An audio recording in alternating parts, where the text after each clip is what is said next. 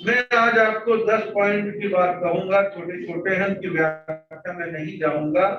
आप सभी विज्ञ हैं, समझदार हैं। अच्छा व सुखी जीवन बनाने के लिए हम क्या करें? अच्छा व सुखी जीवन बनाने के लिए हम क्या करें, इसके लिए एक विचारक ने 10 पॉइंट दिए हैं। 10 पॉइंट पर आप चिंतन करें और यथासंभव अपने जीवन में उनको स्थान देने का विचार करें। सबसे पहला है आवश्यकताओं को कम करें। आवश्यकताओं को कम करें। दो चीज है, इच्छा और आवश्यकता। इच्छाएं दुनिया भर की हैं और आवश्यकताएं सीमित होती हैं। लेकिन जब हम आवश्यकताओं को इच्छा का रूप दे देते हैं तो हम लगातार प्रयास करते हैं और ज्यादा, इससे बढ़िया, इससे बड़ी चीज मिलनी चाहिए, तो हम विस्तार में आ जाते हैं। और कई बार हम अपने बजट, अपनी क्षमता, अपनी ताकत से ज्यादा खर्चे करके कर्जदार हो जाते हैं। कर्जा बड़ा संभल करके लेना चाहिए। अपनी इच्छा, अपनी आवश्यकताओं को सीमाबद्ध करना चाहिए। भगवान महावीर ने आप ग्रस्तों के लिए परिग्रह का व्रत नहीं दिया। परिग्रह का व्रत ना दे करके आपको एक नाम दिया है, आपका एक व्रत का नाम दिया है, इच्छा परिमाण व्रत। ग्रस्त में रहने वाला व्यक्ति अपनी इच्छाओं की सीमा बांध करके नियम ले ले, इससे ज्यादा नहीं, बस इतना बहुत है। किंतु लोग आवश्यकता और इच्छाओं के गुलाम बन के लगातार अपनी चीजों को बढ़ाते रहते हैं।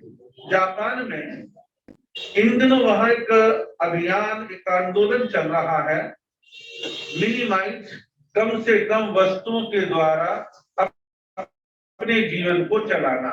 इतने जोड़ी कपड़े से मेरा गुजारा चल जाता है तो इससे अधिक नहीं लूंगा। मेरे पास इतने जोड़ी चप्पल जूते, इससे ज्यादा नहीं लूंगा। मेरे पास एक मकान अच्छा ठाक है, मैं अधिक मकानों का संग्रह नहीं, तो मैं दो महीने 3 महीने के नहीं लूंगा। मैं उससे ज्यादा का नहीं लूंगा। और ऐसे सोना, चांदी, रुपया, पैसा आदि की सीमा। जब हम सीमा से हीन हो जाते हैं तो हम उपभोक्तावादी हो जाते हैं और उसमें लगातार हाय हाय हाय हाय, ये भी आ जाए, वो भी आ जाए, लगातार चीजों को इकट्ठा करते हैं।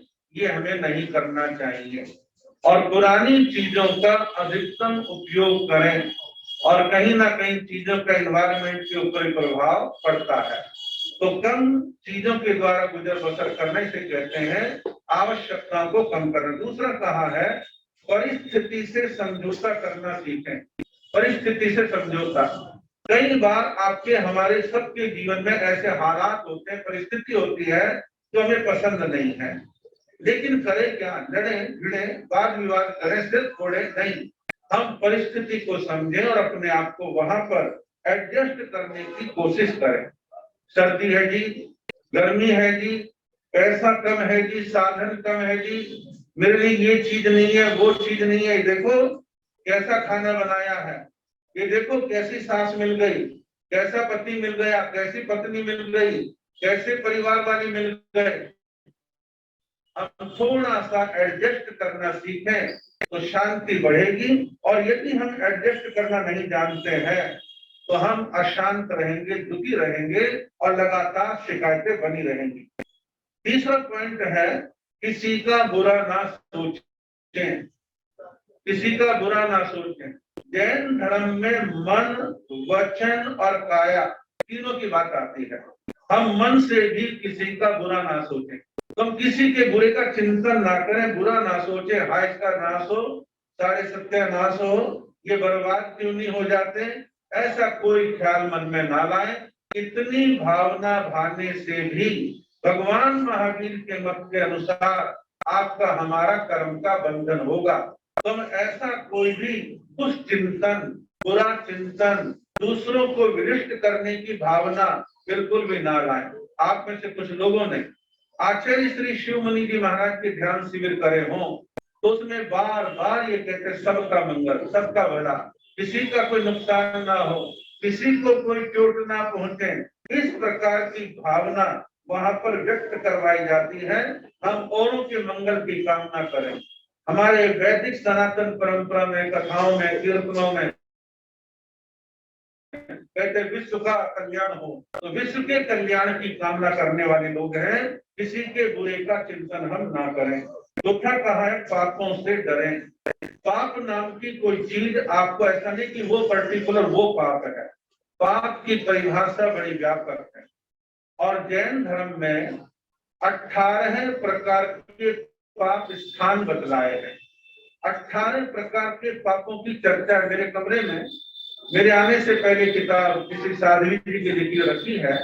18 पाप स्थानों की कहानी, यानी कि 18 पाप स्थान कौन कौन से हैं। प्राणतिपात, पृष्ठावाद, अदत्तादान, मैथुन, परिग्रह आदि आदि बहुत सारे हैं।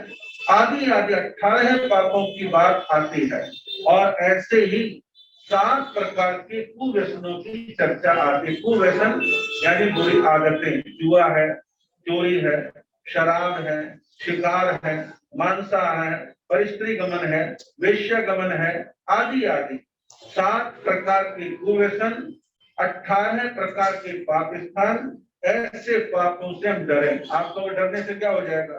हमारे शब्द आता है पाप भीरु, धर्म भीरु। तो भीरु कहते हैं डरपोक को। आप कहोगे ये तो डरने की बात थोड़ी ना है, लेकिन आप पाप से तो डरेंगे। बेमतलब की बात से आप ना डरें, काल्पनिक भय से ना डरे, समझ में आता है। लेकिन आप जो वाकई में जो तीर्थंकर भगवंतों ने कहा है कि पाप स्थान है, उनको हम त्यागने छोड़ने की बात हमेशा मन में रखें। हम पापों से डरें। सीधी सीधी सी बात है, जितना जितना पाप उतने उतने के परिणाम भोगने के लिए तैयार रहें। जितना जितना पुण्य उसका सुख भी आपको मिलेगा। इन दोनों बातों से ऊपर जैन धर्म ने कहा ना पाप चाहिए ना पुण्य चाहिए, कर्म का खाता क्लोज हो और जीवात्मा परम पद निर्वाण मुक्ति की प्राप्ति करे। वो तो जब होगा तब होगा, उससे पहले हम पापों से बचने का काम करें। 5वां पॉइंट कहा है मान बढ़ाई के पीछे मत भागो। मान बढ़ाई के पीछे मत भागो। समाज में, परिवारों में, राजनीति में, सब जगह एक अंधी दौड़ लगी हुई है कि मेरा नाम, मेरी प्रसिद्धि, मेरी वाहवाही, मेरा नाम क्यों नहीं आया, मेरा नाम क्यों नहीं पुकारा गया, ना जाने क्या क्या बातें मन में आती हैं। आवश्यकता है कि हम नाम बढ़ाई आदि के पीछे ना दौड़ें, इसको कम से कम करने।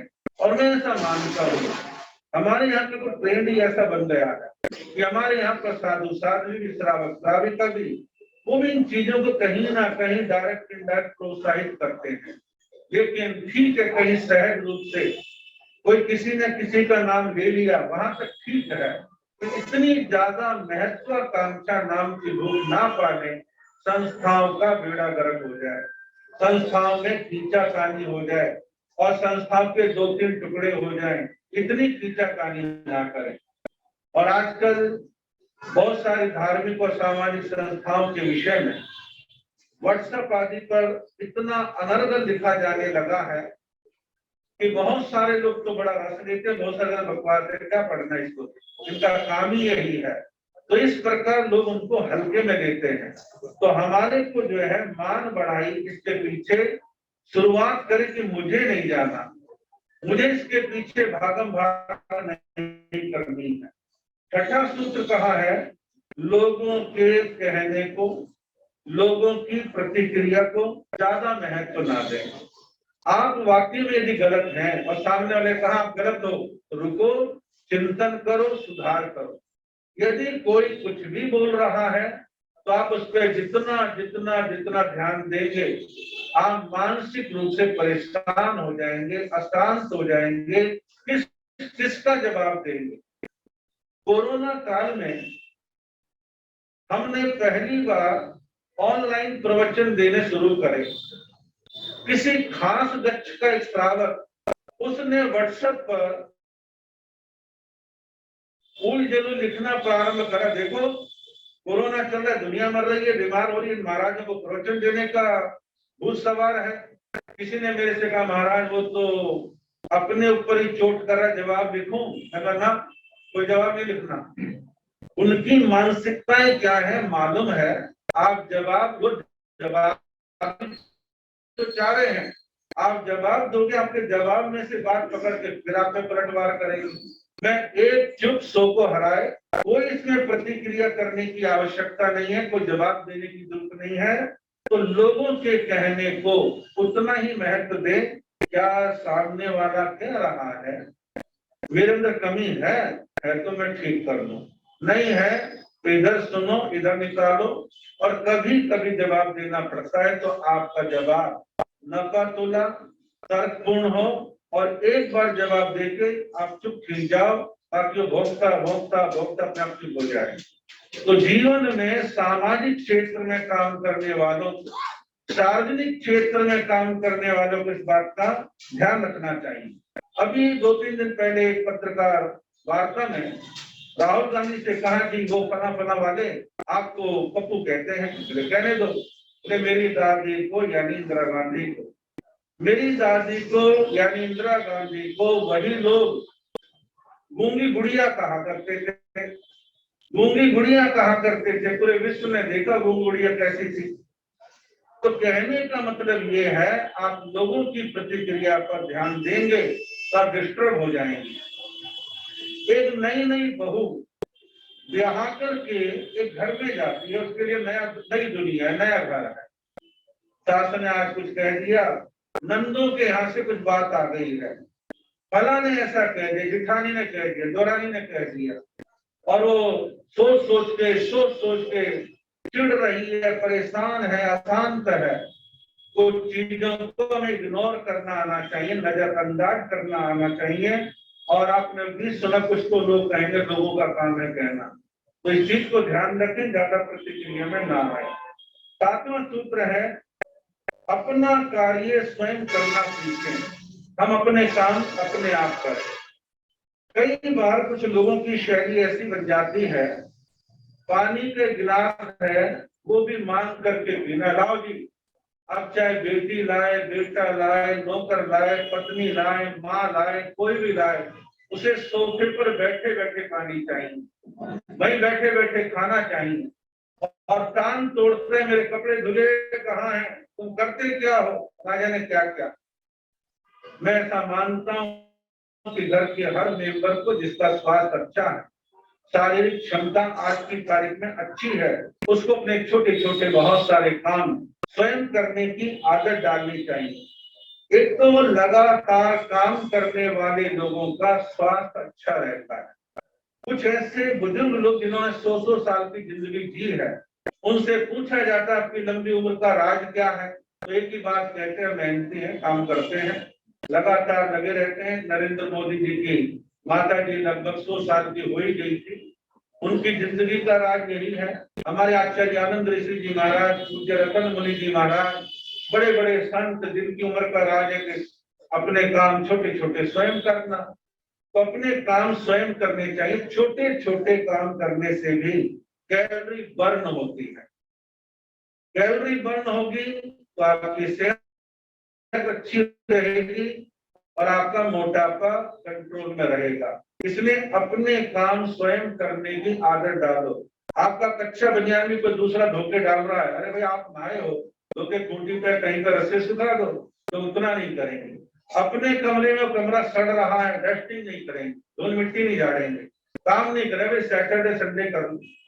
और कुछ लोगों की आदत है, हम तो जेंट्स हैं और हम तो स्त्री के गुलाम नहीं, हम काम नहीं करवाएंगे। और बहुत सारे समझदार पति घरेलू कामों में भी सहयोग कर देते हैं। ठीक है, घर के काम है, आपस में मिलजुल के करेंगे। घर के 3, 4, 5 मेंबर है, सबको मिलकर काम करना है। और वो अकेली बेचारे बच्चों को ही छोड़ के किचन में नाश्ता ही सफाई भी करे, और कोरोना काल में कहीं तो समझ बैठे तो लड़ बैठे। तो हमारे को जो है लगातार अपने स्वयं काम अपने करने की आदत डालनी चाहिए। 8वां सूत्र है, सकारात्मक पॉजिटिव सोच बनाए। कईयों में नेगेटिविटी इतनी भरी रहती है कि डिप्रेशन के शिकार हो जाते हैं, डिप्रेशन हावी हो जाता है। हमारे को नकारात्मकता को, नेगेटिविटी को जीवन में नहीं लाना, पॉजिटिव सोच रखें। आपको बहुत से साधु साध्वी एग्जाम्पल देते हैं, कांच का गिलास आधा भरा है आधा खाली। नेगेटिविटी वाला कहेगा भाई आधा तो खाली है, खाली है, खाली है। पॉजिटिव सोच वाला कहेगा भाई आधा भरा है। समाज में छोटी छोटी बातें हैं जिनमें सकारात्मक सोचो तो समस्याएं ठीक होती दिखाई देती है, नकारात्मक सोचो तो समाज की छोटी छोटी समस्याएं बड़े पहाड़ जैसी समस्याएं दिखाई देती हैं। तो अपने जीवन के अंदर सकारात्मक पॉजिटिव सोच को बढ़ाने का लगातार काम करें। 9वां सूत्र दिया है, गलती होने पर पछताने की बजाय, पछताने की अपेक्षा गलती की पुनरावृत्ति ना करें। डॉक्टर ने कहा शुगर बढ़ रही है और आपने गाजर का हलवा, मूंग की दाल का हलवा, रसगुल्ले वगैरह जो भी है खा लिए। अब आपका काम क्या, हाय मैंने खा लिए, हाय मैंने खा लिए, कहना आज के बाद नहीं खाऊंगा। तो ठीक है भाई, कोलेस्ट्रॉल बड़ा तला फला नहीं खाएंगे। संकल्प करें, रोना ना रोए, जीवन में ऐसी मायूसी ना लाए कि हाय ऐसा हो गया। मान लो आपने अपने किसी खास को कैड़ा बोल दिया, कठोर बोल दिया, अब आप भूले जा रहे हो, दुखी हो रहे हो, मन में संकल्प करो बस ठीक आज बोल दिया ना, आगे से भविष्य में मन में संकल्प है कि मैं किसी को कैड़ा नहीं बोलूंगा। आज जल्दबाजी में, करार में, गुस्से में आपने गाली बकी, तो संकल्प करो कि मेरे मुंह से आज गाली निकली, आगे से गाली नहीं निकलेगी। और ऐसे ही कई बार हम अपने सम्मानित लोगों को उलट करके बोल जाते हैं। घर के बड़े हैं, उनको हमने उल्ट के जवाब दे दिया।